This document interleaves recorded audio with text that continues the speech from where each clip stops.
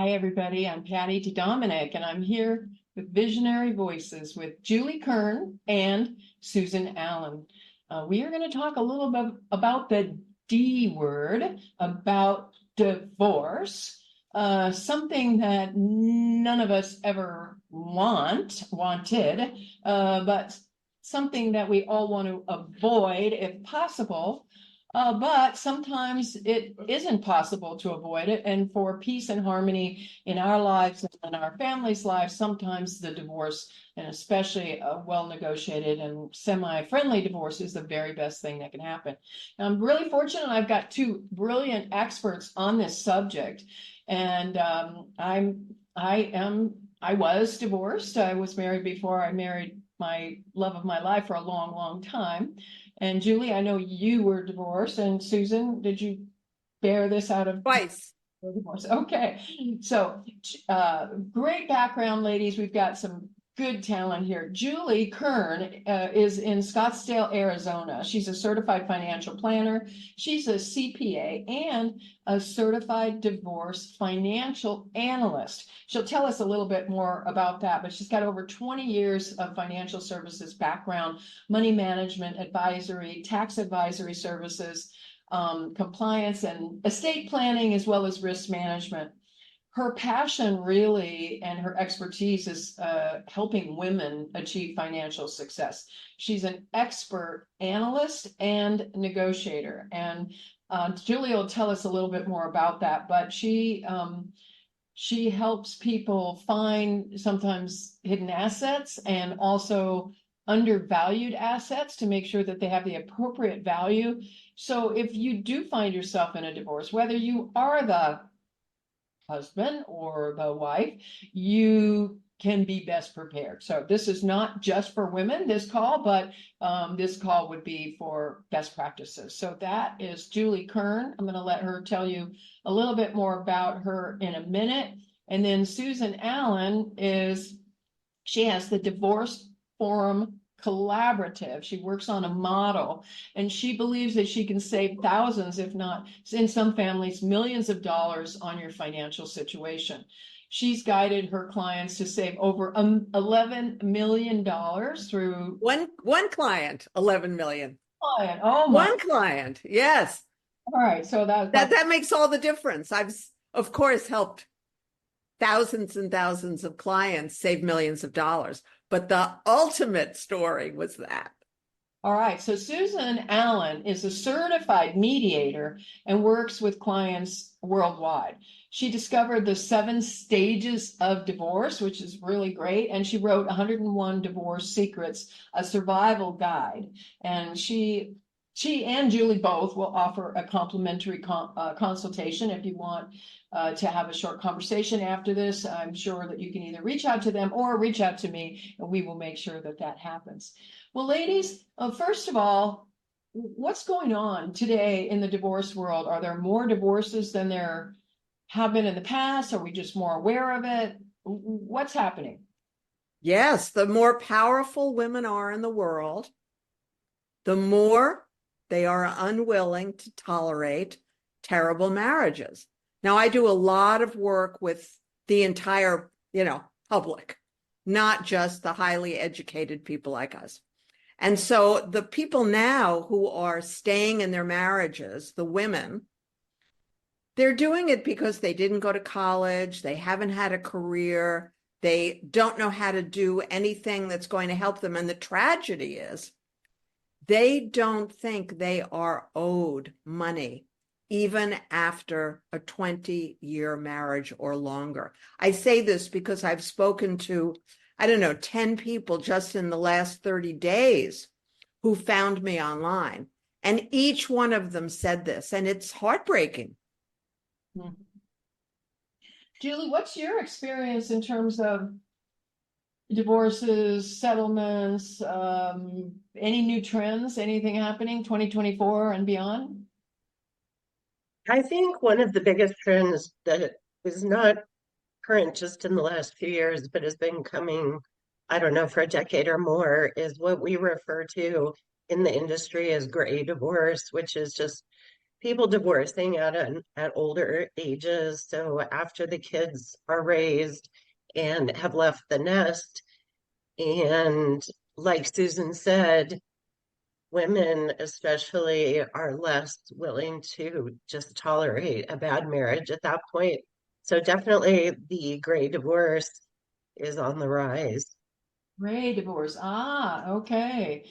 Many of you know I was widowed 6 years ago, and a couple years back I started dating a little bit, and it was kind of interesting. I did meet a number of men who had been married for married and divorced, of course, and widowed, but and my favorite were the widowers. I had more in common with them because they weren't quite so bitter as some of the guys or some people who've been through a divorce. But I met a couple of guys who were married for 35, 45 years. 45 years, imagine.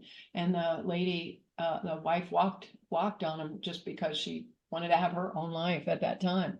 All right, so what's happening now? I know that both of you don't love to help people with divorces. I mean, you love helping people, but you don't love seeing people get divorces. But what would be some of the reasons why people would just need to get divorced nowadays, Julie? And what are they telling you about the whys of that?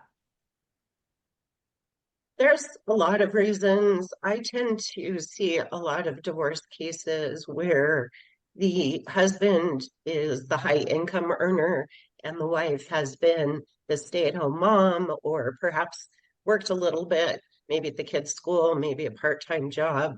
But in terms of the financial knowledge and sophistication, and then also the power over the finances in the marriage, the husband, or at least the wife, feels that her husband has a higher level of power than she does. And so in some of these cases, the husband is doing the wife upgrade or girlfriend upgrade, where he's like, we were great 20 years ago, but now I've gotten more sophisticated and you haven't. And so trading you in for a new model, but also just the women who, I mean, sometimes, especially depending on the occupation, we see some narcissism in the husbands. And so the wife might just finally get to a point where she can't tolerate that behavior anymore. So there's different reasons. I mean, the specific facts at the time of divorce can be infidelity, it can be financial, it can be drug or alcohol related, gambling. There's a ton of different reasons. Mm-hmm. Or abuse, mental abuse, not necessarily physical abuse. I think people have identified that and made that more clearly, that abuse can be had with words also just as much as physical acts. Okay, well, both of you are in slightly different. I know, Julie, you're analyzing the financials, thinking about somebody post-divorce, what their tax situation is going to be. Susan, But just, is it possible for me to answer that last question? Because I have a very different answer, and I think your viewers would be interested in hearing it. So, Patty, as you know, because we've known each other for many years, I work on divorce. That's true. I work on reconciliation far more than on divorce. I work on dating, finding your perfect life partner, just as much as I do on turning your marriage around. okay. So a lot of people married the wrong partner. It was never going to be great. They just didn't know that maybe the chemistry was great, or maybe the financial picture looked great, or maybe their parents and his parents or whatever thought it would be perfect. But honestly, they didn't know what in the world they were doing. And then they were stuck there because, they had children, and good moms, they don't want to abandon a marriage because of the effect on their children, unless it's abusive. So that's a lot of the reasons that people get divorced, because if you looked at the man and you looked at the woman and you were an expert in the field, you would say, oh my goodness, this was an accident waiting to happen. Then what is the overarching reason that most people get divorced? Neither of them have skills to create peace, love, passion, cooperation. And I'm famous for my 6-part conversation.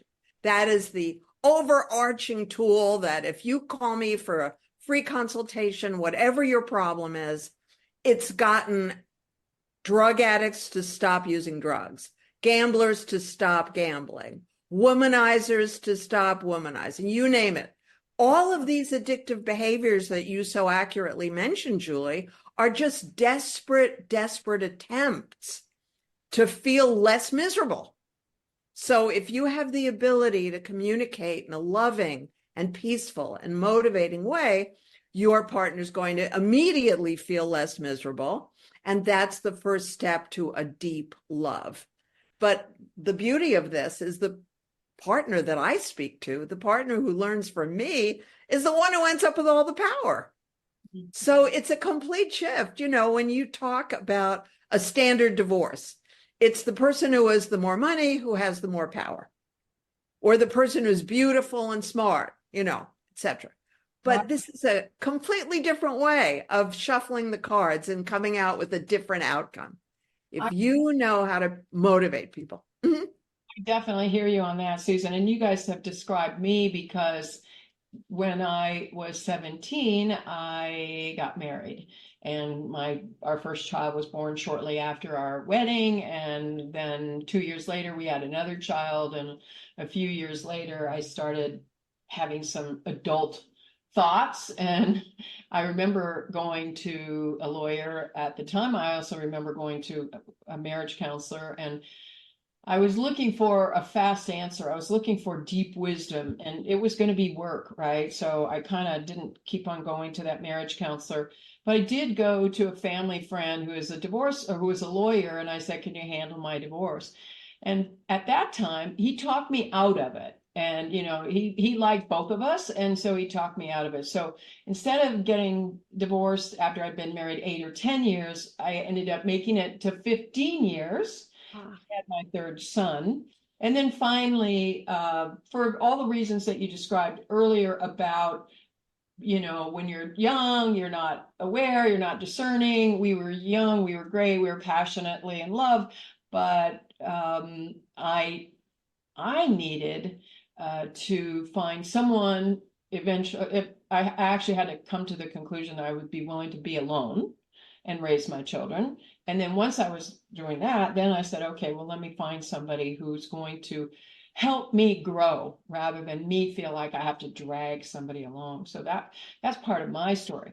But when you take a new client, how do you, if they call you and say, I gotta get a divorce, how do you screen for that and try if, or do you, to talk them out of it when they first call you, to talk them out of a divorce?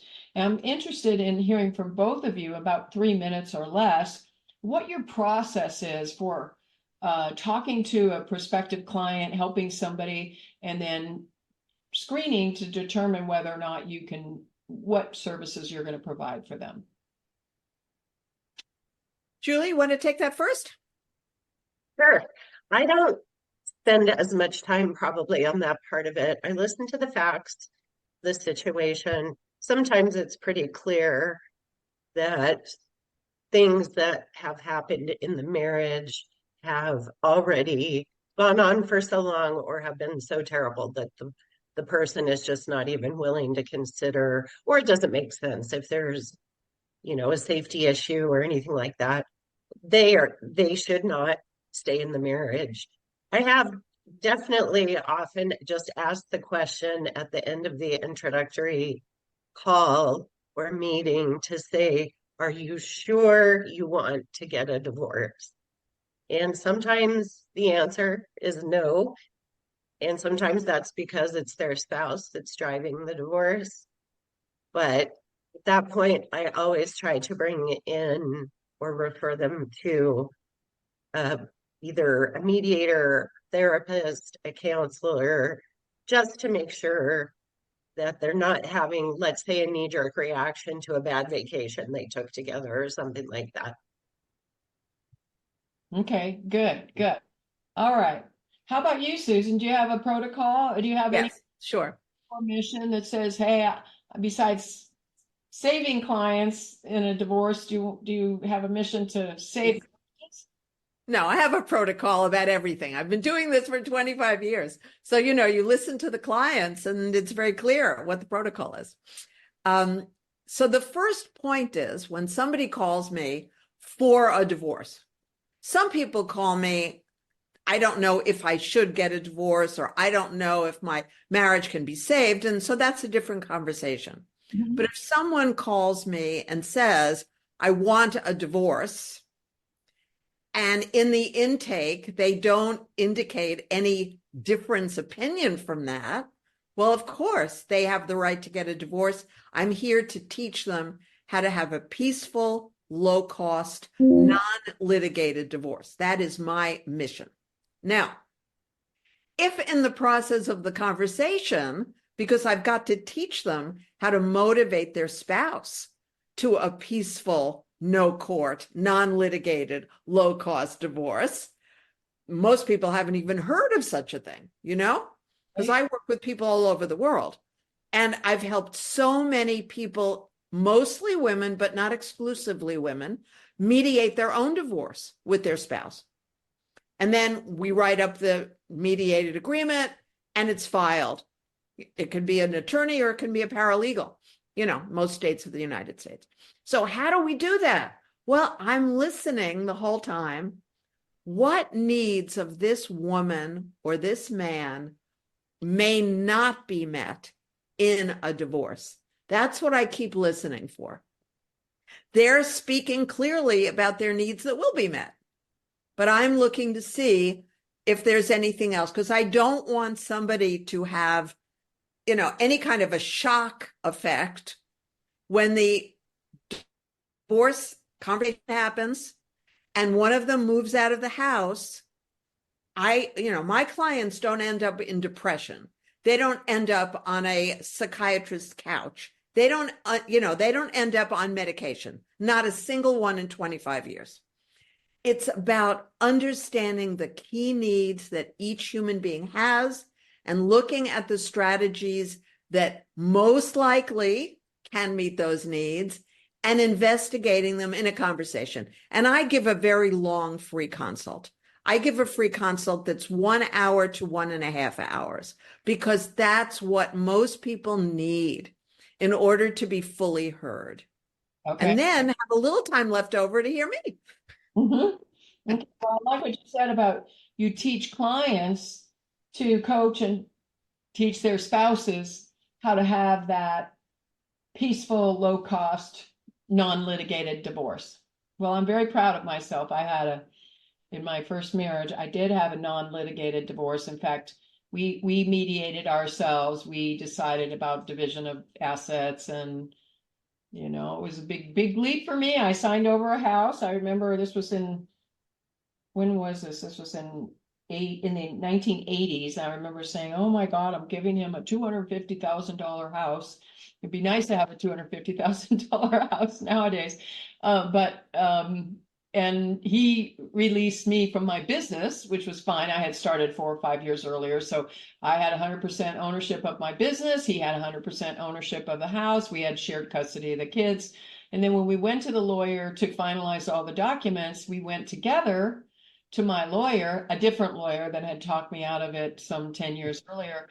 And my lawyer said to him, this was John DeDominic, rest his soul, "Hey, John, normally people have their own attorneys. And so we want to make sure that we are Patty's attorney. And so you might want to just take this and go over it with your own attorney." And remember, he said, and God bless him, he said, "Oh, no, I trust you. I trust Patty. I trust you." But that's dangerous, right? I mean, I didn't cheat him. We had an amicable divorce. We were friendly until he passed away some years later.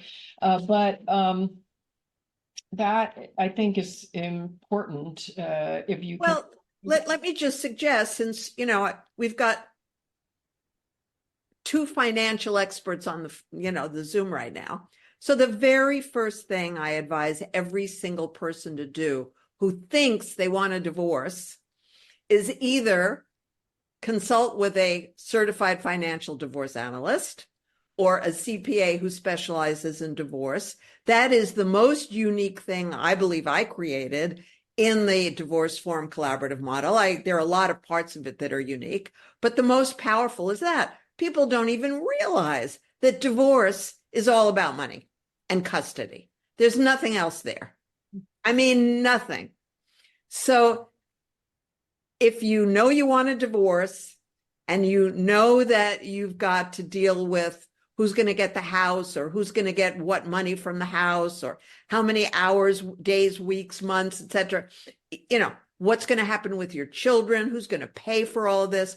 Because I explain to people, you think that you're going to go to court and a judge who has great wisdom like King Solomon is going to suggest a solution for you. And the truth is, all that the United States government or any other government cares about is who's going to pay for these people and their children, because we don't want to as the government. We don't want any part of it. So if they're going to make an arrangement where they're going to have a roof over their head and food in their mouth and the kids are taken care of, pretty much, we don't care. That's okay. And so all these nice ladies who went from a patriarchal society with their father running the show into a patriarchal marriage with their husband running the show believed that they would get some sort of honesty and support in court. Never. Not ever. So find a CDFA like Julie, or find a certified divorce financial analyst in your state, or a CPA specializing in divorce, and get your numbers and get clear about what can happen before you talk to your spouse about divorce. All right. Well, thank you. You may not be able to afford a divorce this year. All right. Here is a perfect segue to Julie Kern, who is licensed to do business financial services in at least Arizona, and who has a network of colleagues that she can make referrals to outside. So nationwide, Julie is connected. So Julie, let's say I was thinking about getting a divorce. I went to Susan for some coaching and counseling on my relationship. I'm trying to get her to teach me how to teach my spouse to be a better spouse, listen to my love languages and all that. Meanwhile, she says, but if you think this is incurable, Patty, you better go see Julie Kern. So Julie, tell us about you, how you decided to get into this specialty, why you did it, and what specifically you do for people to save them money, to make them money. Okay, sure. So my business that I first started is Bridge Financial Strategies, and that's a wealth management business. So we do financial planning, we do taxes, we help you get your estate plan done, your insurance, all of that business, and of course, manage the investments. But what happened is I kept meeting these women after their divorce, and they'd already made all these financial decisions that at that point couldn't be changed or reversed. And I kept thinking, if I would have just met you a year ago, I could have helped you so much more.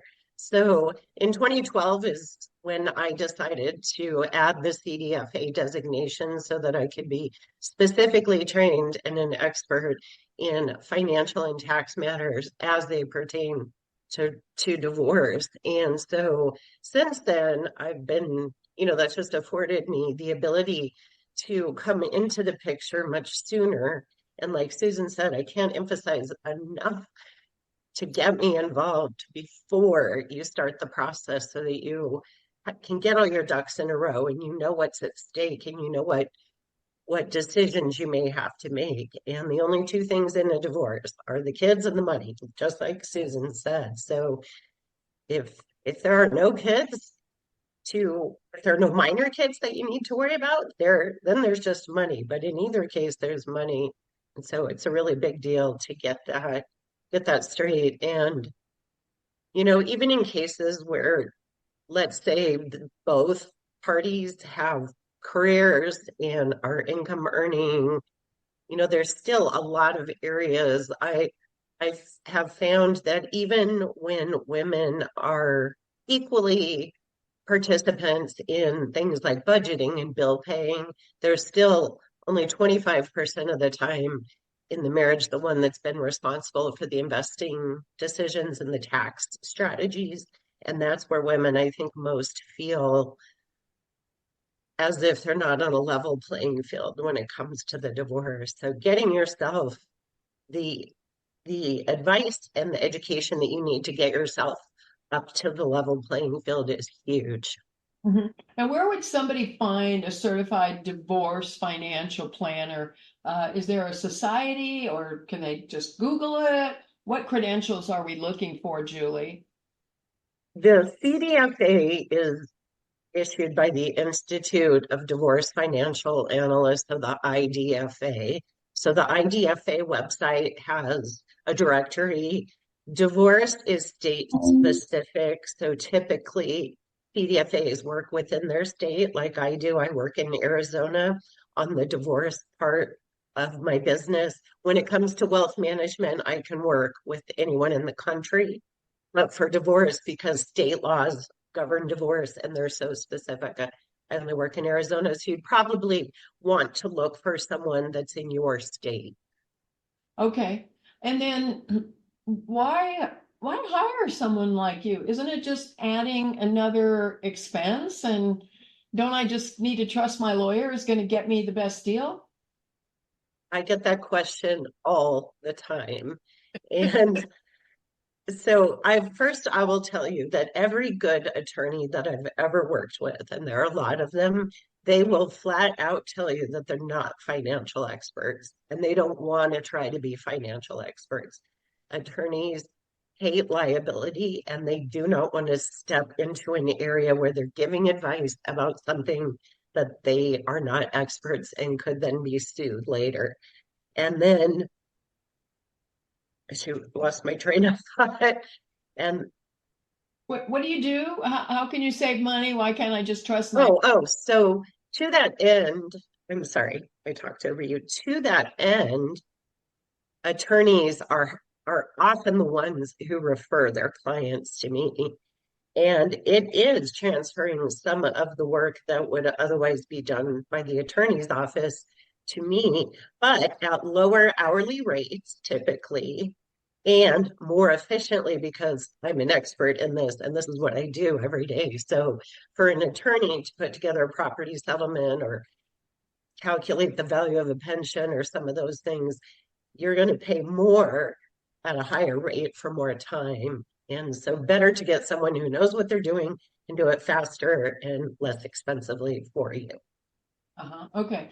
Let's get into some specifics because the people who are still watching this may either be going through this process themselves now or have a child or a sibling or a family member, someone they care about. Let's give some tips to the audience. Susan, I'm going to ask you a little bit more about the 7 stages of divorce that you talk about. But before that, before we get into that, let's just go like, what would be the top 2 to 3, 4 things that you go look at first, Julie, when you're analyzing, let's say, I was getting a divorce and you were representing my husband. What would you do to protect my husband if he were your client? So the most important thing to do first is to get your hands on as much information as you can. So bank statements, credit card statements, investment account statements, retirement account statements, tax returns, as much information as you can get ahead of time is going to be really helpful in figuring out what your situation looks like and what decisions you're going to have to make. The house is quite often the largest asset in many divorces, so figuring out what to do with the house and what makes the most sense from a financial standpoint. I see a lot of the stay-at-home moms who aren't going to have a huge income, even with spousal maintenance, wanting to keep a house just to avoid moving their kids, but that's going to be a bad financial decision for them. So getting all of that figured out ahead of time is huge. Okay. You know, And if And I would add, really very, very important, Patty, that if someone wants a divorce, they don't know at that moment whether their spouse wants a divorce unless the spouse mentioned it first. And so the only safe way to get all your paperwork and your ducks in a row is become as much like James Bond as you possibly can. Do not overtly get the documents. Do not copy them and leave them around the house. Make sure you understand that people can get quite crazy when money is at stake. People can feel very frightened. They can feel very angry. And if they feel either of those emotions, you may have a domestic violence situation. I'm an expert in preventing and solving domestic violence, having survived it myself and having helped many, many, many clients with this. So be on the QT with the fact that you want a divorce, and be on the QT that you are gathering financial data, even if you think your spouse is the sweetest pussycat in the world. You may be wrong. Yeah, Totally agree. I heard that you never really know someone until you share an inheritance with them. I did hear that. So, or until you divorce them. Yeah, right. Julie, one of the great presentations I heard you give some time back, you were talking about beneficiaries in pension plans. So sometimes people get divorced and maybe their first wife or their spouse is the beneficiary of their pension plan in the event that they die, right? Can you talk just a little bit about that? And if somebody's going to, how do they protect themselves? Both, I guess I'm asking you both from your client's point of view, but also from, let's say that you're the major breadwinner of the family, you're the head of the household. So how do I protect myself so that if I die early, that my assets don't go where I don't want them to go? Well, pensions, of course, are very tricky, and they're not as straightforward as an account like a 401k, where it's just a chunk of money that's invested and you can divide it up different ways. Pension is a future stream of income, and in divorce, there is a calculation to determine how much of the pension benefit that might be coming in the future would be considered part of the marital assets, and how much of that might be separate. Let's say if someone started in the job that the pension is attached to before they were married, then part of that might be their separate property. So there's all of that. But post-divorce, if that pension has been divided and a certain portion of it is been allocated to the former spouse, and then I think what you're asking is if that person then remarries, what are the things to pay attention to and to consider, or for the person whose pension it is that the question? Can you change the beneficiary? I remember being told that people got surprised because their current spouse died and they said, well, we have his pension plan, but they found out, oops, his ex-wife is still listed as the beneficiary of his pension plan. Yes, there are definitely some situations where there's an irrevocable beneficiary designation on a pension plan, and those are specific on a case-by-case basis, but it's definitely one of the pitfalls that you should be aware of. And actually, when I said a little bit earlier that you need to have your financials checked before you speak a word about wanting a divorce to your spouse, this is a classic example of somebody who needs to speak to appropriate experts long before the spouse has any idea that a divorce may be coming, because that's when changes can be made. When it looks like you have a stable long-term marriage, that's when you can make changes. If you are already in the divorce process, it's much too late. And, tragedy can ensue from a financial standpoint for your children and grandchildren. Mm-hmm, mm-hmm. Now, Susan, I know you can't talk about the person that you saved $11 million in one divorce. Sure, I can. I don't have to tell you the name or where he lives. Of course I can. Tell us a little bit about the strategies generically that you used in that case, and then how did that fit in with the 7 stages of divorce? So the 7 stages of divorce, first of all, panic, denial, agony, rage, epiphany, negotiation, and peace. Now, epiphany is when you realize there's some benefit you can realize in your learning process, your personal evolution. And then negotiation is when we negotiate with ourselves. What am I willing to give up? Well, I wasn't willing to give up my standard poodle under any circumstances. I wasn't willing to give up my inheritance, which I didn't need to give up because of the law.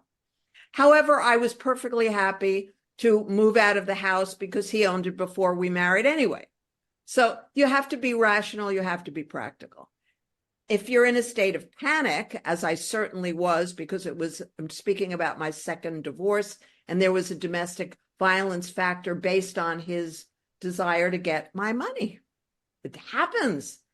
It happens to a lot more women than we think, as I learned the hard way. So I had to get over my panic. I certainly couldn't be in denial, given what was going on. Agony, well, you just get over it. You get to the point where you say, well, if that was what he wanted to do, then obviously anything I thought about our marriage was a fantasy. So, get out fast. Panic, denial, agony, rage. Well, rage isn't going to help you. In fact, rage is how people get all sorts of symptoms and die in bad divorces, right? We've all heard stories. People who a few years later, they got cancer, they got heart disease. You don't want to be one of them. So you've got to learn, either from me or someone like me, how to self-soothe, how to control yourself. It's really, really important. Thank you. There they are. Okay. So panic, denial, agony, rage, epiphany. And at the epiphany moment, it was very, very clear to me that I was being saved. I knew people who'd been in bad marriages for 20, 30 and more years. We all do. I was only married for a little bit under 6 years. And the epiphany for me was that I saved years and years and years and years of my life. Other people have different epiphanies. That was mine. And that I could learn how to handle this kind of rage and survive it. And I'm not, this is not a show about domestic violence, so I don't want to go down that road with too much drama, but, we can do another show. So in the case of the gentleman who I saved $11 million, he told me the arrangement he had made with his wife from whom he was separated, and I had been his business coach for probably 6 months at that point. And I said to him, that seems like a number that is in the stratosphere. I said, you probably don't realize that I'm a divorce expert too. I coach a lot of people about a lot of different things. So let's talk today just about this divorce number you've told me about. And it turned out to be $11 million more than he needed to give his wife, but he was lucky. Her attorney was greedy. Her attorney turned down the number that was $11 million more than what he ended up paying. She turned it down. His wife was naive, and his wife believed the woman who was her attorney, didn't check it out with a second attorney. And so that's why their divorce had stalled. And he had given her an enormous amount of money. He's a very wealthy guy, very generous guy. She was living in a huge, huge home with every possible antique and, aspect of beautiful interior design and antique she could want. But still, this was hanging over his head. And I said, well, if you let me put the team together, because I know how busy you are, let's just see what the numbers really are. And I said, we're not doing it with someone in your small town. We're going to the big town down the road a piece, and he had an airplane, so it's no problem. I said, and I will investigate who the very best, certified divorce financial analyst, but it's a huge thing. So I picked a CPA specializing in divorce. It was a lot of money and it's very, very complicated. And I found somebody fantastic who also had mediation training, so that he wasn't going to create a war in any of those conferences. He was going to create peace. And I also picked his attorney because this is a lot of money. It's not like when I taught a woman or many women how to, mediate their own divorces and just had them go to the clerk at the court. No, this is big stuff. So you have to understand what level your divorce is at. And his CPA was a doll and a brilliant guy. And he said very, very soon, he said, you know what? The number you offered your wife is about $10 million too high, which is what Susan said. And I said, well, let's see. It had to be forensic accounting, no way around it with that kind of business and that kind of money. And it turned out he owed her $11 million less than he had offered her. We now had forensic proof. She had no choice but to accept it. And obviously, I became his new favorite person. So I'm presuming you don't do value-based pricing, right? You didn't take like 1% or 10%. No, not at all. Yeah. Not at all. Because, this kind of a case is not even my favorite. It's a fun story. Yeah.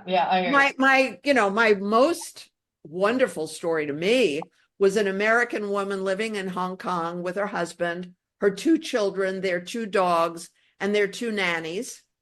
And he behaved in a way that was atrocious. And I said, because she was my client, I understand why you want to get a divorce. I understand why you don't want me to help you save your marriage. You don't have any argument for me. Now the question is, we've got to put together an Ian Fleming screenplay in which you get everybody to America and enough of your husband's money to pay for it. We got her out. We got her 2 children out. We got her 2 dogs out. We got her 2 nannies out. And all of this is with special visas, and you can't even imagine. Then we got all of her jewelry out at the same time, and we got half of her wardrobe out at the same time. And we did it so calmly and peacefully that she rented a fabulous house. And I went to visit her because my aunt and uncle lived down the road a piece. And so I was visiting them, and I saw her and I met everybody. And it was fabulous. And the husband agreed to the divorce. He agreed to everything. It was peaceful. And there wasn't any sense on his part that he had been duped, which was the most essential part. It had to be done in a very peaceful, sweet, overt, yet completely secretive manner. Strategic, absolutely. Well, thank you for that story, Susan. I have a feeling we could tell stories for the next 5 hours over tea or cocktail sometime. But ladies, Julie, I want to give you the opportunity also. None of us want to spend a lot of money on anything. We always want good value. We want to make the best decisions. We want to be good negotiators in any kind of transaction, whether that be prenuptial, a divorce, whatever. Why must we learn? And what are the 2 or 3 key things we need to learn once we get past the fear and the anger? If we want that low cost, fair divorce, what are the things that we need to know? Well, keeping your emotions in check is probably the biggest thing that will affect. I mean, you can't control your spouse and you can't control their emotions, although you might be able to communicate in ways, like Susan said, that would make it much less contentious. But at the end of the day, if you can remain calm and try to keep your financial and child-related decisions uh, to be a little bit objective from your emotions. That will go a long way. And don't fall in love with a certain outcome from the get-go. I mean, just know that there you will have to negotiate, and there will be things that you can't have everything that you want. So if there's one thing that you really care about, whether it's the house or a car or a timeshare, there's something that really matters to you, make that the thing that you are willing to go to bat for, but then be willing to negotiate on some other things to get to a settlement more easily. Okay. Oh, there's so much people need to know, right? All right, Susan, we're going to let you have some, as we wrap up, we're going to let you have the final words on this. Anything else that we need to do to move beyond anger and Yes. So first of all, you absolutely can have a profound effect on the way the other person behaves. That's what my 6-part conversation has proven over 25 years. If I calm myself down before I communicate, if I calm him down when he's communicating, I save myself from getting shot with a shotgun in the face. So trust me when I say it works in the most dire circumstances. And my company is a nonprofit. So I've taught about 11,000 people how to do that for free, and then all my normal paid clients around the world. So it works. The most important thing is to figure out the motivation of your spouse. Like I was working with a guy whose wife said the custody was the only thing she cared about. And he was a Harvard educated chiropractor. And she liked being married to a doctor. And she liked the fact that he was socially prominent, etc. She didn't really care about her daughter from any evidence he provided. And I floated that for him. I said, have you thought that that's not really what's important? She's got some antiquated idea that child custody gives her more money, even though it's a very small amount of money with a tiny baby. It's not really a practical strategy. I said to him, we're smarter than her attorney. Let's just figure this out.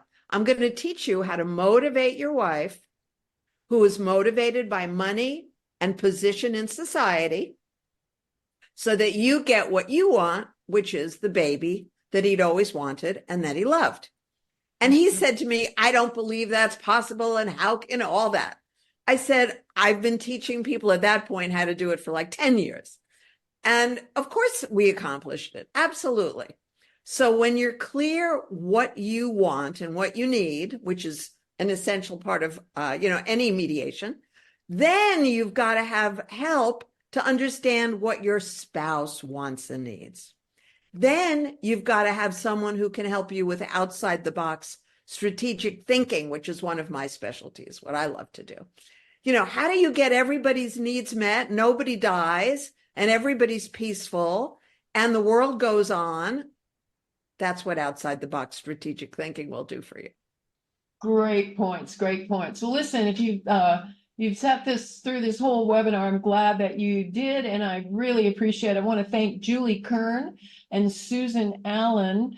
There will be contact information also in the comments here. So all you guys have to do is reach out to me if you don't find Susan Allan in Los Angeles area or Julie Kern in Scottsdale, Arizona. I'm actually in Santa Barbara. Oh, Santa Barbara. Even though I have, maybe we should say our phones, make it easy for everybody. You want to do that? Go right ahead, Susan. Okay. So just to make it easy, my cell, and you're welcome to text me, 818-314-1200, 818-314-1200. And I am based in Santa Barbara. I work with people all over the world. Yes, thank you. Now that I live in Oregon, I think of anything south of San Francisco as LA now. Julie, how can people get a hold of you? My number is 480-378-2383. Bridge Financial Strategies in Scottsdale. Well, listen, for everybody who's hung in there with us, if you have to get a divorce, I wish you a peaceful, low cost, brilliantly and strategically negotiated, friendly divorce, if that's what you want and what you can. I know that when our employees announced that they were getting married or getting divorced, we're like, oh, great, we can just kind of write this person off for a year because we know their life is going to be in turmoil and upside down. So hopefully with the right planning and doing what Susan has said and doing what Julie is saying, you can remain level-headed, you can be strategic about it, because there's a lot at stake here, and your future happiness and the skills that you are learning in this kind of mediation and avoiding a big fight and avoiding a lot of litigation are going to be useful for you no matter what part of your life you're looking at. Thank you again, ladies. Take care. I really appreciate having you in my Visionary Voices series. Thank you, Patty. Thank you.